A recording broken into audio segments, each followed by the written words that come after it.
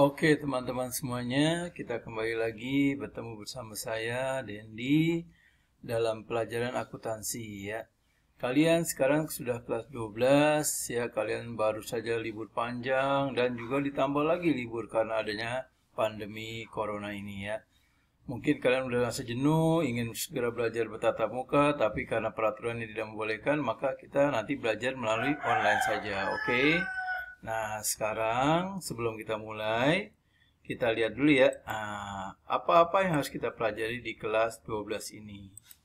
Nah, yang pertama, di kelas 12 ini kita bicara tentang perusahaan dagang ya. Mungkin kalian sudah sering dengar perusahaan dagang apa sih, perusahaan jasa apa sih ya. Kelas 11 kita udah belajar tentang perusahaan jasa, di mana di kelas 11 itu kita belajar tentang apa-apa jenis perusahaan jasa, bagaimana pembukuannya dari pencatatan, buku besar sampai nanti kita buat laporan keuangan. Sama di kelas 12 ini ya, di perusahaan dagang. Bedanya kalau perusahaan jasa mendapatkan uang dari jasa yang dia berikan. Tapi di perusahaan dagang mendapat uang beda ya, mereka dari barang yang dijual. Oke ya, bagus sekali ya. Nah, sekarang sebelum kita masuk ke materi, kita harus belajar dulu nih tentang kontrak pembelajaran kita ya. Nah, kontrak pembelajaran itu apa? Nah, di sini lihat ya data-data atau kisi-kisi yang harus kalian cermati sebelum mengikuti pelajaran akuntansi melalui pembelajaran jarak jauh ini ya. Yang pertama apa nih? Yang pertama kalian harus rajin mengikuti kegiatan belajar ini dari rumah ya. Jangan sampai bolos, jangan sampai kalian ikut tapi kalian tinggal, kalian tidur ya. Jangan ya, karena ilmu akuntansi itu selalu berurutan. Kalau kita nggak masuk sekali, maka nanti kita akan kehilangan satu sesi ilmu yang akan kita dapat ya. Nah, yang kedua disiplin nih. Kalian harus datang tepat waktu ya, meskipun kalian jarak jauh, tapi kalian tetap standby untuk belajar melalui perangkat pembelajaran kalian ya, baik betul laptop ataupun handphone ya. Apa saja yang penting kalian bisa mengikuti pembelajaran ini ya. Yang ketiga, kalian harus jujur dalam proses belajar mengajar dan evaluasi ya. Karena kejujuran ini adalah hal yang terpenting dalam akuntansi ya. Banyak kasus-kasus orang bisa berkorupsi karena dia tahu tentang cara pencatatan akuntansi ya. Tapi kalau dia jujur, dia akan selalu berusaha untuk tidak akan melakukan korupsi karena korupsi adalah suatu perbuatan yang sangat-sangat dilarang sama Tuhan dan juga oleh peraturan-peraturan hukum yang ada di negara kita. Oke. Nah, yang keempat, kalian harus percaya diri ya.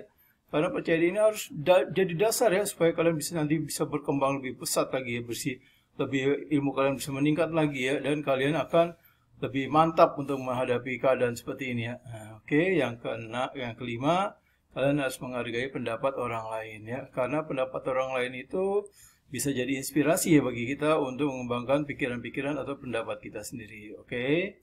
Nah, setelah kita tahu kontrak pembelajaran, kita sekarang lihat dulu nih, apa itu perusahaan dagang ya. Nah, ini yang kita pelajari ya. Pertama, menganalisis penyusunan siklus akuntansi perusahaan dagang. Apa itu siklus? Siklus itu perputaran ya. Dari dia beli, dicatat, buku buat pembukuan, dan nanti dibuat laporannya, dan lahir diambil kesimpulan perusahaan kita untung atau rugi ya. Oke ya, lanjut ya. Sekarang kita masuk ke materi, yaitu perusahaan dagang ya. Nah, sekarang sebelum kita bicara tentang perusahaan dagang, kita lihat dulu nih gambar di bawah ini ya, atau videonya. Nanti videonya saya kirimkan lewat e-learning ya, e-labs ya. Nah, di sini ada dua perusahaan nih, yaitu yang pertama menjual sepeda, yang kedua menjual buah-buahan ya. Nah, kalau kita lihat, yang jual sepeda beli dari pabrik, sepedanya kecil nih, kan nggak mungkin ya sampai rumah dilas sama dia jadi sepeda gede ya. Kalau nggak jadi sepeda kecil dikasih mesin ya, jadi sepeda listrik ya, nggak mungkin ya. Ini kayak buah-buahan juga nih, dari pasar bentuknya emang merah ya, tomat merah ya. Wah, karena dia biar menarik, tomat dicat ungu ya, wah kan nggak mungkin nanti jadi terong tomat ya. Ya. Jadi nggak mungkin ya. Jadi dia beli langsung jual kembali. Nah, itulah ciri khas perusahaan dagang ya. Jadi perusahaan dagang itu adalah dia beli barang nih ya, beli barang langsung menjual kembali ya tanpa merubah bentuk. Itulah perusahaan dagang ya. Nah, sampai sini dulu, ada yang tanyakan? Kalau ada yang ngejelas, jangan malu-malu ya, bertanya ya. Kalian harus berani bertanya ya. Karena anak IPS itu harus pandai bertanya ya. Kalau bisa gurunya sampai nangis, nggak bisa jawab ya pertanyaan kalian. Oke? Oke ya, kita lanjut lagi ya. Nah, sekarang lihat nih contoh-contoh perusahaan dagang ya. Nah, di sini lihat nih, di sini ada contoh-contoh perusahaan dagang nih, tapi ada juga yang bukan ya. Nah, kalian nanti lihat nih, mana yang perusahaan dagang, mana yang bukan ya. Kalian bisa mencatatnya di kertas, selembar kertas atau di buku catatan kalian ya, sambil kalian mendengarkan paparan ini ya. Nah, lihat nih, di sini ada toko kelontong ya. Toko kelontong atau toko sembako ya, orang bilang ya, menjual kebutuhan 9 bahan pokok. Ada swalayan ya, swalayan itu jual apa aja ya, bisa baju ya, toko kelontong-kelontong ya, dan segala macam. Swalayan apa? Swalayan misalkan juga alat-alat perkantoran ya, alat-alat bangunan dan sebagainya ya. Lalu ada dealer ya, dealer itu menjual motor ya, mobil ya. Nah, bukan juga dealer itu kalau kalian lagi tidur ya, terus kalian dealer ya, itu bukan, itu dealer itu lain ya. Nah, terus ada toko serba ada ya, menjual semuanya ya. Nah sekarang nih lihat nih, ada rumah sakit, kok ada asuransi ya, kok satu lagi ada tambal ban. Nah, dia termasuk perusahaan dagang bukan? Iya bukan ya, dia bukan perusahaan dagang tapi perusahaan apa, jasa. Oke, sampai sini udah jelas. Jadi perusahaan dagang itu beli langsung jual kembali tanpa rubah-rubah ya, bukan ngejual jasa juga ya. Oke, lanjut ya. Nah, sekarang lihat nih, dalam perusahaan dagang dia kan ada barang yang diserahkan ya, atau istilahnya namanya syarat penyerahan barang ya. Nah, syarat penyerahan barang ini ada istilah-istilahnya ya. Nah, lihat nih, kalian bisa buat kelompok, tapi karena kita sekarang pandemi ya, belajar dari rumah sendiri-sendiri aja ya. Nanti lihat ya, lihat kategorinya, lihat. Yang pertama istilahnya itu FOB shipping point. FOB apa? FOB itu artinya free on board ya, shipping point ya. Nah, itu bahasa Inggrisnya, tapi kalau bahasa Indonesia sering istilahkan namanya Franko gudang penjual ya. Nah, satu lagi ada namanya, nah ntar ya, yang kedua Franko gudang pembeli ya, destination point ya. Nah, sekarang lihat nih, kalian biar ngapalin gampang kita aja, kalau shipping penjual, maka yang nanggung itu biaya pengiriman barangnya adalah siapa? Si pembeli. Jadi kebalikan.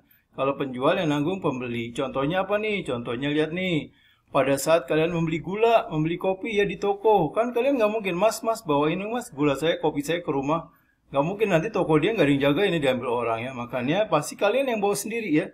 Artinya kita yang nanggung biaya bawa barang itu sampai ke rumah kita. Nah, beda dengan ini nih. FOB destination point. Perangko gudang pembeli, maka yang nanggung siapa? Penjual. Iya betul ya. Contohnya kalau kita beli apa nih? Beli yang besar-besar. Contoh apa nih? Beli pasir ya. Pasir misalkan pasir 1 truk. Kalian nggak mungkin ngebawa sekarung-sekarung, bisa sebulan baru nyampe rumah ya. Tuh, kalau nggak beli apa lagi? Beli misalkan lemari ya, nggak mungkin kalian gotong sendiri, pasti dianterin ya. Nah, jadi kalau destination point itu perangko gudang pembeli, penjual yang menanggung biaya pengirimannya biasanya untuk beli yang besar-besar ya. Yang terakhir apa nih? CIF, Cost, Insurance, and Freight. Nah, lihat nih, negara kita kan negara kepulauan ya. Antara barang satu dengan barang lain dikirimnya lewat kapal laut atau lewat udara ya. Kadang-kala pada saat pengiriman, barangnya rusak. Ya, misalkan ada ombak besar, barang gue tabrakan rusak ya. Nah, di sini yang nanggung asuransi kerugian dengan asuransi angkutannya itu adalah si penjual ya. Nah, jadi ingat, ada 3 syarat penyerahan barang ya. FOB shipping point, pangku gudang penjual, yang nanggung pembeli. FOB destination, pangku gudang pembeli, yang nanggung penjual. Kalau CIF itu biasa antar pulau ya, ekspor impor ya. Biasanya yang nanggung apa? Si penjual. Oke, sampai sini ada yang nanya? Oke ya, bagus ya. Kalau ada yang nanya, jangan malu lihat, tanya pokoknya ya. Oke, kita lanjut ya. Nah, sekarang lihat nih ya, syarat pembayaran. Nah, di syarat pembayaran, lihat nih, ada istilah ya, 2/10 N30. Apa sih artinya ya? Nah, sekarang lihat nih ya, nah di sini nih ya, nah 2 ini artinya 2% nih. Ya, 2 ini 2%, 10-nya 10 hari ya, N30 itu jangka waktu dia boleh ngutang. Jadi artinya apa ya? Artinya potongan akan diberikan sebesar 2%. Jika dia membayar 10 hari dari tanggal transaksi. Sedangkan dia boleh ngutangnya selama 30 hari ya. Nah, itu artinya ya. Nah, tapi kadang-kadang perusahaan memodif ya. Supaya barangnya terbeli dan supaya uangnya masuk cepat. Maka dia ngasih juga kesempatan ya bagi yang lewat dari tanggal transaksi nih. Dengan memberikan persen tapi yang lebih kecil ya. Contohnya ini nih, lihat nih. 3/15, 1/20, N60. Ini artinya apa? Artinya dia akan mendapatkan potongan sebesar 3% jika dia membayar 15 hari ini dari tanggal transaksi. Atau dia dapat potongan sebesar 1% jika dia membayar 20 hari dari tanggal transaksi. Sedangkan dia boleh ngutang selama 60 hari. Oke. Nah, sekarang terakhir nih ada EOM. EOM itu singkatan dari End of Month. Apalagi nih artinya nih? Artinya kalau kita menggunakan EOM, dia boleh mengutang selama sebulan ya. Jadi end of month, akhir bulan. Oke ya. Nah, sekalian lihat nih ya. Nah, sekarang kita waktu untuk ambil nilai nih ya. Kalian sekarang coba lihat nih ya, bawa ambil kertasnya, buat di buku catatan ya, buat latihan-latihan yang ada di e-learning. Oke. Nah, sampai sini dulu ya. Sampai sini dulu. Nah, misalkan nanti kalian buat di selembar kertas, tulis nama kalian ya. Terus juga kelasnya kelas apa ya. Terus juga grupnya grup apa ya. Kalau kalian ada grupnya, tapi kalau nggak ada nggak usah ya. Kalau ada grup, tulis nama-nama orangnya ya. Nah, sekarang nih pekerjaan kalian tulis ya. Nanti soalnya ada di e-learning ya. Oke. Sampai sini dulu. Sampai jumpa lagi di pertemuan yang akan datang. Oke. Udah ya semuanya. Jadi kesimpulannya ingat, perusahaan dagang beli langsung jual kembali tanpa merubah bentuk. Yang kedua, ada penyerahan barang nih. Penyerahan barang ada pembeli yang nanggung biaya pengiriman, ada penjual yang nanggung biaya pengiriman ya. Nah, sampai sini dulu ya. Nanti kita perlu lanjutnya. Kita akan belajar tentang materi yang lain. Sampai jumpa lagi ya. Assalamualaikum warahmatullahi wabarakatuh.